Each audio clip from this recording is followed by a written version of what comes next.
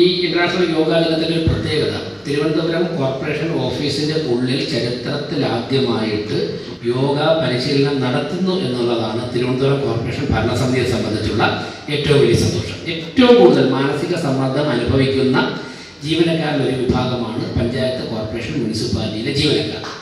അത് സെക്രട്ടറി മുതൽ എല്ലാ പേരും അനുഭവിക്കുന്നവരാണ്. അവർക്കൊക്കെ തന്നെ മാനസിക ഉല്ലാസത്തോടെ അവരുടെ ജോലി എൻജോയ് ചെയ്ത് ചെയ്യുവാൻ. ഇപ്പം ഞങ്ങൾക്കൊക്കെ നല്ല സമ്മർദ്ദമുണ്ട്, മേയറും ഹെൽത്ത് ചെയർമാനും ഒക്കെ നല്ല സമ്മർദ്ദമുണ്ട് നിങ്ങൾക്ക്. പക്ഷേ ഞങ്ങൾ അതൊക്കെ തന്നെ ആസ്വദിച്ചാണ് ഈ ജോലി ചെയ്യുന്നത്. ഇത് ബാധ്യതയായി കഴിഞ്ഞാൽ നാടിന് തന്നെ നമ്മൾ ബാധ്യതയായിട്ട് മാറും.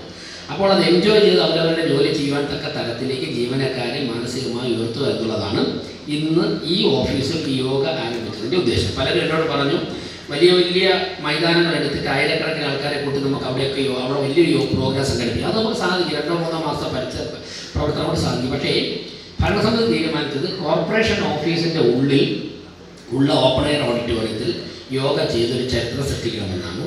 ഇതുപോലെ തന്നെ 101 വാർഡുകളിൽ, ഒരുപക്ഷെ ചില വാർഡുകൾ ചില പരിപാടികൾ ചെറുതായിരിക്കാം, ചില പരിപാടികൾ എണ്ണം കൊണ്ട് വലുതായിരിക്കാം, പക്ഷേ 101 വാർഡുകളിലും ഇതേ സമയം യോഗ നടക്കുകയാണ്. അപ്പോൾ തിരുവനന്തപുരം കോർപ്പറേഷനിൽ 101 വാർഡുകളിലും കോർപ്പറേഷൻ ഓഫീസിലും ഒരേ സമയം ഇപ്പോൾ യോഗ നടക്കുകയാണ്.